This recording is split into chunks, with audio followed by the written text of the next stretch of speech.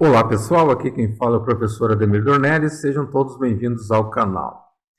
Nesta segunda videoaula da série de laboratórios práticos de instalação e configuração de serviços de rede na distribuição Debian Linux versão 10, nós vamos realizar a instalação do Debian.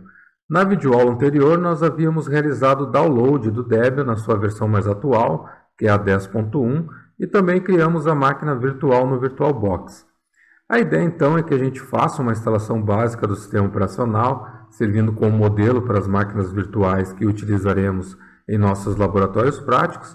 Assim, sempre que nós precisarmos de uma nova VM, nós utilizaremos o recurso de clonagem de máquina virtual e ajustaremos o sistema operacional para que possamos instalar e configurar o serviço proposto no laboratório. Todos prontos então, agora vamos para a prática. Essa é a máquina virtual que nós havíamos criado na videoaula anterior, e clicando aqui em Configurações, Armazenamento, a gente vai certificar que o disco de instalação do Debian 10.1.0 está associado à controladora IDE. Outra configuração bastante importante é a configuração de rede.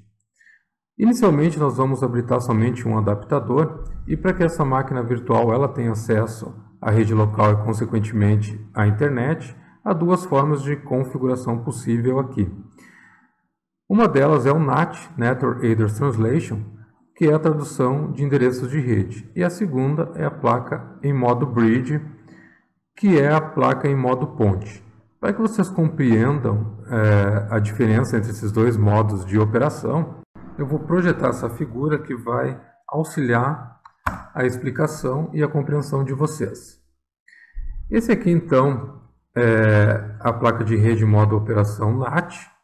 Aqui nós temos as máquinas virtuais. Esse retângulo representa o sistema hospedeiro, que é o sistema operacional que está rodando aí na máquina, no computador de vocês. E quando então a interface de rede da máquina virtual está configurada como NAT, basicamente ela faz com que o host hospedeiro atue como um roteador para as máquinas virtuais. O que ele faz? Ele mapeia o tráfego de o tráfego de rede das máquinas virtuais de forma transparente, fazendo com que então essas máquinas virtuais acessem a rede local e a internet por meio da interface de rede que está configurada aí no computador de vocês.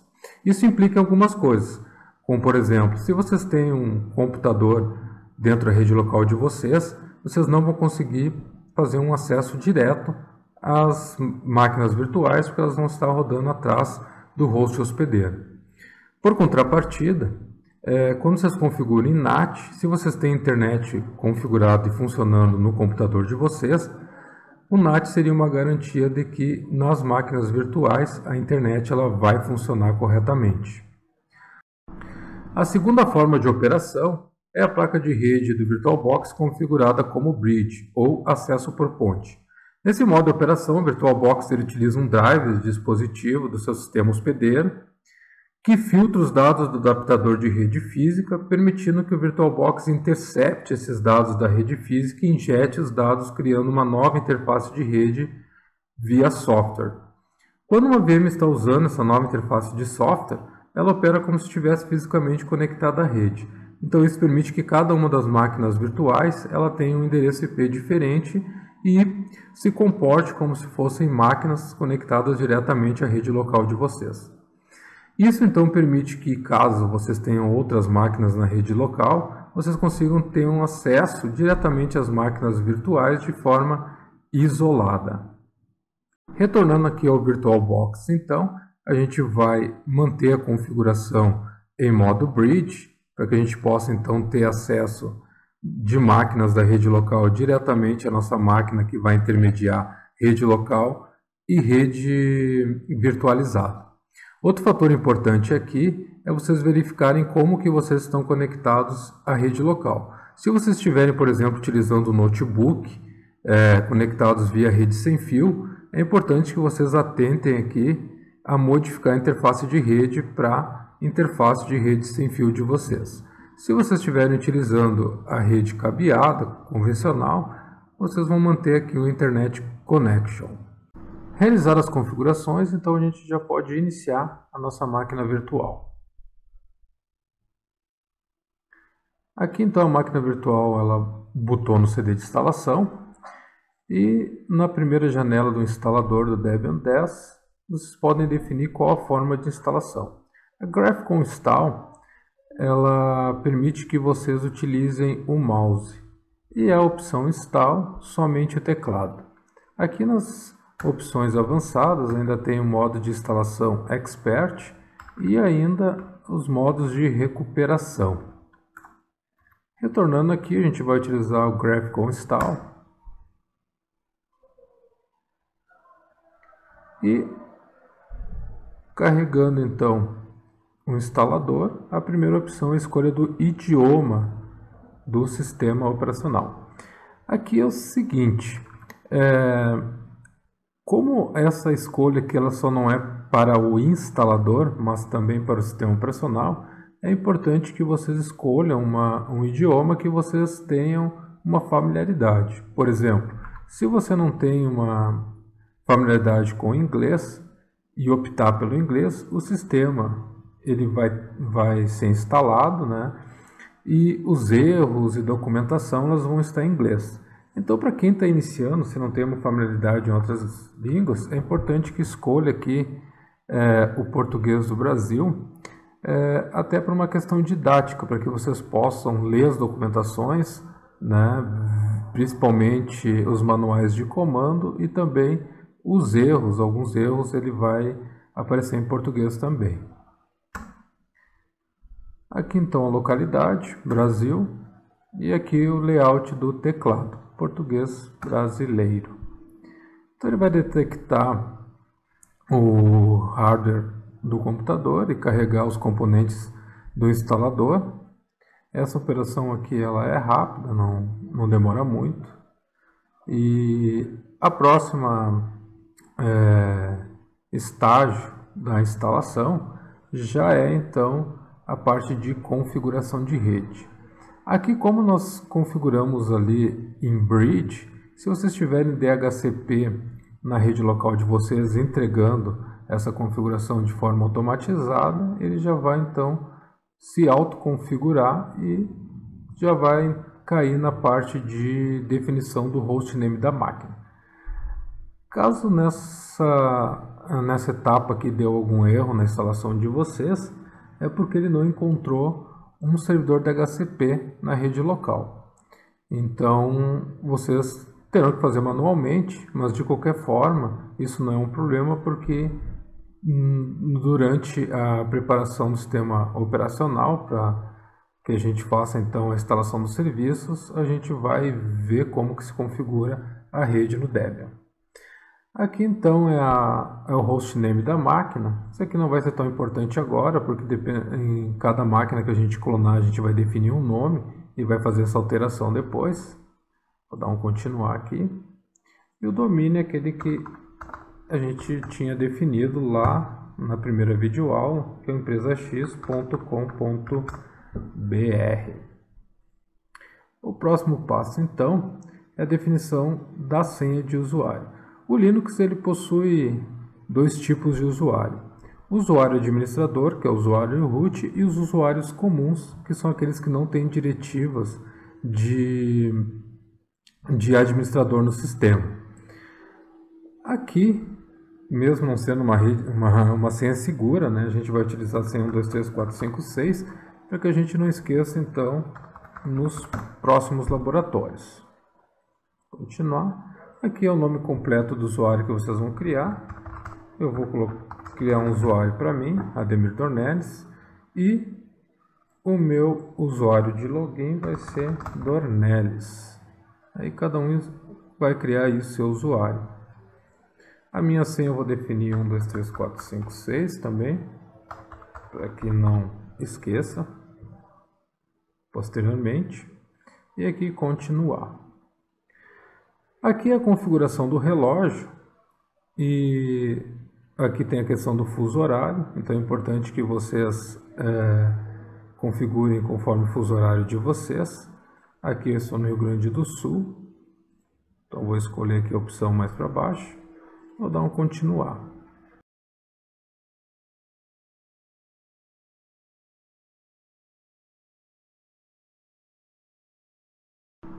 E aqui nós chegamos, podemos dizer, na principal etapa de instalação, que é a parte de particionamento. Podemos dizer que parte do projeto de instalação do Linux é o projeto do esquema de particionamento do disco rígido. E para que vocês então pensem, né, nesse projeto de particionamento, uma série de fatores influenciam a escolha no plano de layout do disco de vocês. Alguns fatores importantes seriam a quantidade de espaço que vocês possuem em disco, o tamanho do sistema, para que propósito o sistema será usado, será para prover serviços de rede ou então para um desktop, para uma estação de trabalho. Então, todos esses fatores aí eles podem influenciar nesse projeto de particionamento. Aqui duas partições elas são obrigatórias que sejam criadas nesse momento, no mínimo essas duas, que seriam a raiz, o barra, né, que é uma grande partição root para armazenar todo o sistema, e a swap, que é a área de troca, uma espécie de memória virtual. Então, além dessas partições, vocês poderiam criar uma série de outras partições, dependendo da necessidade. Por exemplo, eu quero separar os arquivos de inicialização, de boot. Poderia separar o barra boot em uma partição. Os arquivos temporários, poderia então separar a barra tmp. Ou então eu tenho uma série de arquivos variáveis, como um servidor de e-mail, spool de impressão, poderia separar o barra var. Os arquivos de log, o barra var barra log. Então, isso depende muito do serviço que a gente vai instalar. Voltando aqui no instalador do Debian, ele possibilita então mais de um método de particionamento, e no menu aqui então vocês têm a possibilidade de fazer um particionamento assistido ou um particionamento manual. Nessas quatro opções aqui do menu, a primeira, assistidos ao disco inteiro, o próprio sistema ele vai fazer um cálculo com o tamanho de disco que vocês têm e criar automaticamente as partições swap, raiz, para que vocês não precisem então fazer todo o processo de particionamento do disco. O segundo e o terceiro eles dizem respeito à LVM. O que é LVM? Logical Volume Manager, ou seja, gerenciador de volume lógico. Ele cria uma camada de abstração entre o sistema operacional e os discos da máquina. Vocês podem imaginar o seguinte, que no LVM o sistema não vê os discos e as partições, mas um ou mais volumes lógicos. E cada um desses volumes ele se comporta como se fosse uma partição que é formatada e montada de forma usual. Então esses volumes eles são agrupados em grupos de volumes lógico, ou Logical Volume Group, que se comportam de forma similar a um HD, um disco. O grupo de volumes lógico ele pode combinar o espaço de vários HDs também. E vocês podem modificar eles conforme a necessidade do sistema que vocês estão instalando, incorporando um ou mais HDs ao já existente. Isso é uma funcionalidade bem bacana, que ele possibilita então que os volumes lógicos podem ser redimensionados livremente conforme a necessidade de vocês e de forma bem dinâmica. Por exemplo, se vocês precisam de mais espaço dentro do volume referente à pasta home, um exemplo hipotético aqui, né? Você poderia reduzir o tamanho de um dos outros volumes do sistema, por exemplo, um barra var de arquivos variáveis, está sobrando espaço lá. Eu posso dinamicamente diminuir o espaço do barra var e aumentar o tamanho do barra home. Tudo isso com o servidor em operação, sem precisar desligar o sistema. Então, isso é o LVM. A segunda opção do LVM seria criar uma criptografia nesse volume lógico. E a quarta opção aqui seria a opção manual. A opção manual é aquela que nós vamos criar as partições. Para o nosso projeto de particionamento, para essa instalação, nós vamos criar 3 partições. Tá? Nós poderíamos criar várias outras partições, como eu falei anteriormente para vocês, isso depende muito do projeto, né? Para que o sistema vai ser instalado, mas para nós praticar aqui, nós vamos criar 3 partições. As 2 partições que são obrigatórias, a raiz do sistema, a swap e também um /home. Referente ao tamanho da swap, né, esse é um ponto que divide bastante opiniões. Se vocês pesquisarem, por exemplo, na internet, vocês vão encontrar muitos artigos dizendo que o tamanho da swap deve ser o dobro da quantia real de memória. Mas, baseado em experiências, né, eu acho isso um grande exagero, visto que os sistemas com mais de 4 GB de RAM, raramente eles usam swap. Então, a gente poderia definir assim, se vocês tiverem até 3 GB de memória, vocês podem usar 2 GB de swap tranquilamente. Caso contrário, né, vocês podem usar 4 GB de swap e não mais do que isso. Então, nós vamos criar essas 3 partições agora. Para criar as partições, nós vamos clicar em Manual. Aqui tem o disco que nós criamos anteriormente, né, o disco de 15 GB, que ele vai aparecer com 16.1 para vocês. Esse aqui seria o HD da máquina. E a gente vai clicar então em Continuar. A primeira tarefa é criar a tabela de particionamento. Então a gente vai clicar em Sim e Continuar. Notem que agora, abaixo do disco, apareceu o espaço livre e ainda outras opções de particionamento. Aqui a gente vai clicar então em espaço livre e vamos continuar. Próxima opção seria, né, o que a gente vai fazer com esse espaço livre? Criar uma nova partição. O tamanho dessa partição, então, da nossa raiz, ela vai ser então de 8 GB. Continuar. O sistema vai perguntar se vocês querem criar uma partição primária ou lógica, lembrando que a gente pode criar até 4 partições primárias. Após as 4 partições primárias, obrigatoriamente, uma dessas 4 ela vai ter que ser uma partição estendida para abrigar várias partições lógicas. Então, essa primeira partição, a gente vai criar uma partição primária, até porque ela vai hospedar a raiz do sistema.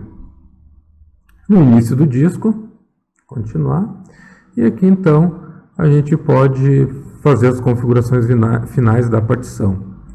Aqui a gente poderia escolher, na parte de cima, qual o sistema de arquivos que a gente quer utilizar. Nós vamos utilizar o ext4 como padrão. O ponto de montagem vai ser a raiz. Então a gente pode finalizar a configuração da partição. Vocês podem clicar aqui em cima e dar um continuar. A primeira partição está criada. Nós vamos criar agora a partição Home. A partição Home, então, nós vamos clicar em espaço livre, depois criar uma nova partição, e a partição Home a gente vai criar aqui com 7.1 e vamos deixar 1 GB para nossa swap. Então a gente vai clicar aqui em continuar. As próximas partições elas podem ser lógicas, no início do disco. E aqui o sistema já vai sugerir para vocês criar a home.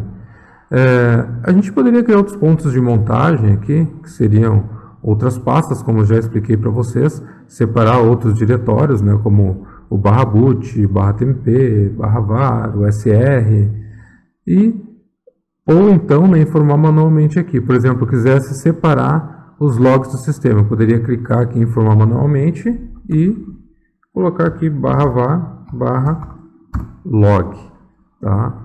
Não é esse o caso, né? A gente vai voltar e nós vamos então optar pela /home. 2 cliques, então a gente pode finalizar a configuração da partição aqui com 2 cliques também. Então agora a gente tem 1 GB de espaço sobrando no nosso disco virtual. A gente vai então clicar em cima desse espaço livre, continuar e vamos criar uma nova partição.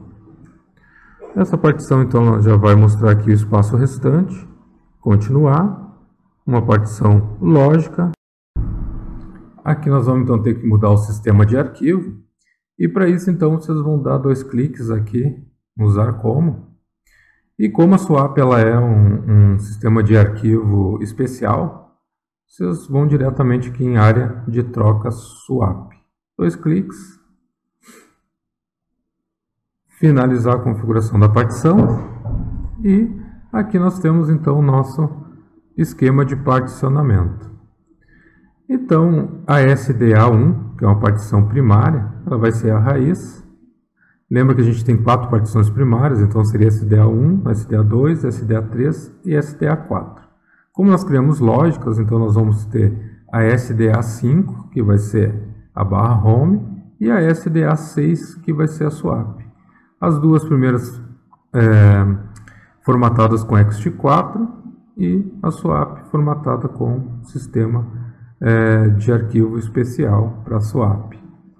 Os tamanhos então: a raiz com 8 GB, a home com 7.1 e a swap com 1 GB de disco.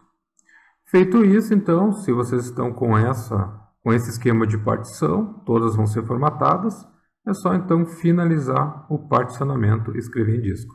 Até aqui, então, a gente não fez nenhuma mudança em disco. Agora, então, no momento que nós colocarmos aqui o sim e dar um continuar, ele vai criar as partições e formatá-las. A partir disso, então, ele vai iniciar a instalação do sistema básico. Realizada a instalação básica, então, o sistema vai pedir que vocês configurem o gerenciador de pacotes. O que seria o espelho de rede que o instalador se refere aqui? O espelho de rede seria os repositórios na internet que vocês vão utilizar para fazer o download dos pacotes, ou seja, dos softwares que a gente vai instalar no sistema operacional e instalar eles com o gerenciador de pacotes, o apt.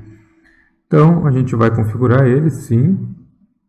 Aqui a possibilidade de escolher o país do repositório que a gente vai utilizar, Brasil. Aqui, então, há várias possibilidades de repositórios que são considerados oficiais pela comunidade Debian.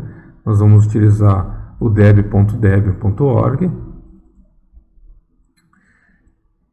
Se na rede de vocês possui proxy, esse seria o momento de configurar o proxy, né, conforme a explicação que o próprio gerenciador de instalação aqui ele propõe para vocês. Tá? Não é o nosso caso aqui, então a gente vai continuar. Ele vai fazer a atualização então do gerenciador de pacote, baixar a lista de pacotes existentes lá no repositório, né, após a configuração do apt. Essa tarefa aqui ela é rápida, tá? Então, ele vai começar a realizar a seleção e instalação de softwares. Essa configuração aqui de concurso de utilização de pacotes seria enviar informação para os desenvolvedores da distribuição de estatísticas de pacotes mais utilizados para que, por exemplo, eles coloquem no primeiro CD de instalação. Esse aqui, se vocês quiserem ativar ou não, uma vez por semana o script vai rodar e enviar essas informações para os desenvolvedores, né, da distribuição. Então, continuar. E aqui, então, a gente chega à seleção de softwares para instalação. Aqui é o seguinte, a gente não vai instalar um ambiente gráfico nessa imagem, tá, nessa nossa instalação. Então, a gente vai desmarcar o ambiente de área de trabalho no Debian e vamos desmarcar o XFCE, que é uma das áreas de trabalhos possíveis a gente instalar. Também vamos desmarcar o servidor de impressão. Então, a gente vai utilizar só o sistema padrão. Vai ser uma instalação bem básica mesmo, sem ambiente gráfico, somente modo texto. E a gente vai continuar. Depois, na máquina que vocês instalarem para realizar os testes, aquela Debian cliente, como eu mostrei no escopo na aula passada, vocês podem realizar uma instalação ali com ambiente gráfico para que vocês consigam fazer testes, então, nos serviços que a gente for instalar. Então, aqui é feita a seleção e instalação dos softwares. Essa tarefa aqui ela é mais rápida. E aqui, então, a gente chega à última fase de instalação, que é instalar o carregador de inicialização, o Grub. O Grub ele é o gerenciador de boot do Linux, né? Ele que vai carregar o kernel e carregar o ambiente de usuário do sistema. Então, obrigatoriamente a gente vai ter que instalar ele aqui. Então a opção é sim, e a gente vai escolher então o nosso disco, né, para que ele seja instalado então no SDA, nosso disco virtual. O Grub então vai se instalar, essa fase aqui era bem rápida, e a gente chega então na finalização da instalação do nosso sistema operacional. Vamos continuar aqui. E aqui o sistema então já vai reiniciar, né? Aqui já é o Grub rodando, dá um Enter aqui.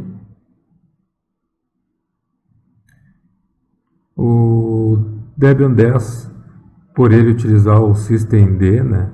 Ele vai ser rápido para carregar. E também a gente está utilizando somente o modo texto aqui, né? Então a gente vai logar aqui com o usuário, root, e assim é que nós definimos 1, 2, 3, 4, 5, 6. Enter.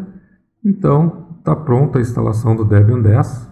E na próxima videoaula nós vamos realizar algumas configurações nesta máquina virtual. Então pessoal, ficamos por aqui. Qualquer dúvida deixe nos comentários que dentro do possível eu vou respondendo. Obrigado por terem assistido a videoaula e se você gostou deixe seu like. E não se esqueça de se inscrever no canal para acompanhar as próximas videoaulas. Abraços e até a próxima!